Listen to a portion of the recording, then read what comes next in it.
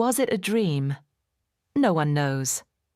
But sometimes, in moments between waking and sleep, some say they hear laughter in the wind, feel a warmth that's not their own. And for those who've loved across lifetimes, who've woken with a name on their lips and tears in their eyes, they understand. By day, Elian moved through the world as a quiet observer, watching lovers pass by with tangled fingers, smiling behind their coffee cups, leaning on each other at crosswalks. He tried it once, long ago, but nothing ever felt real after her. Because when the sun slipped below the horizon and darkness cradled the world, Elian closed his eyes and drifted into a realm that was not fantasy, nor hallucination. It was home.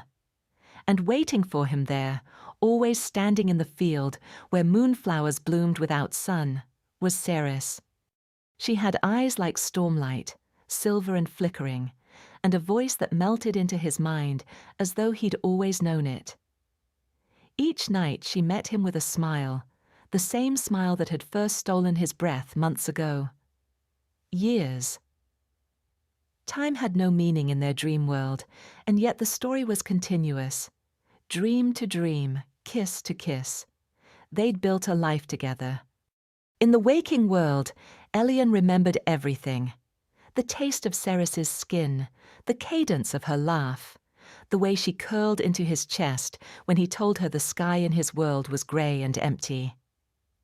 He could remember the castle they built from stone and snow, the nights they danced under a bleeding aurora, the secrets they shared beneath Blackwater lakes.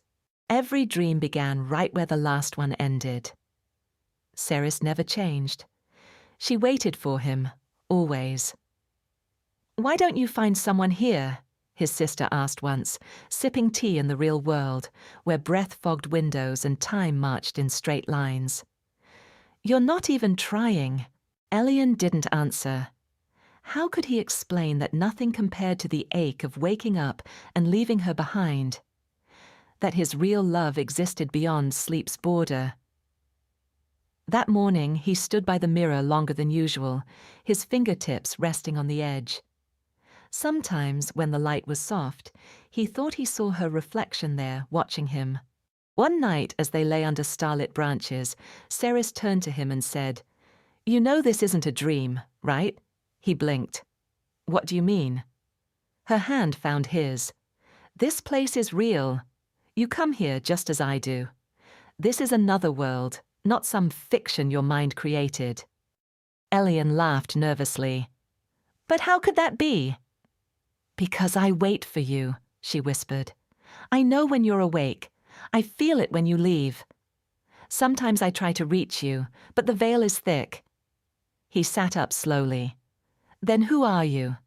Where are you when I'm not dreaming?" Her face grew somber, beautiful in its stillness. "Where you are, I can't follow yet. But we're not just dreams. We're echoes of something deeper, something older than your world. You feel it too, don't you? That pull." And he did. Every day it became harder to focus.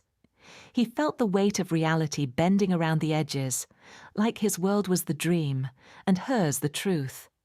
The sensations, the depth of their connection, how his heart felt incomplete in daylight, it all made sense only with her.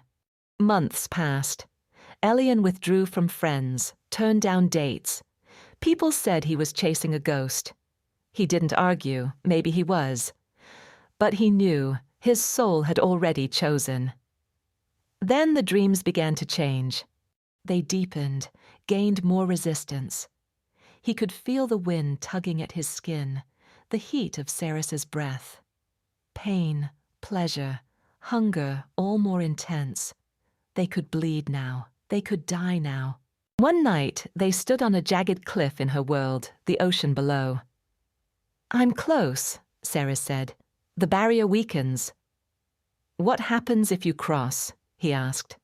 "I don't know. Maybe I'll vanish. Maybe you will. Maybe everything we are burns away." Elian took her hands. "I don't care." The final night came like thunder. He fell asleep already trembling, as if something had cracked open inside his chest. When he opened his eyes in the dream, she was already running to him. "Eliane!" she cried. "It's happening! Look!" The moon split in the sky. The ground shook. The air hummed with something ancient and wild. They ran, holding hands, toward the gate that had never existed before, a swirling seam between realms, stitched from starlight and forgotten memory. "Are you ready?" she asked, her voice shaking. He nodded. "You're real. That's all that matters." And together they stepped through the gate. He never woke up. Doctors found him lying peacefully in bed, no sign of trauma, no cause of death, but in another world, a man stood in a field of moonflowers, staring at the woman who had waited lifetimes for him. "Eliane," Ceres whispered, smiling through tears. "You found me." He pulled her close. "I'm home." Some loves live in dreams. Some dreams are more real than waking. And some hearts only beat when they're dreaming together. Take care of you, and God bless.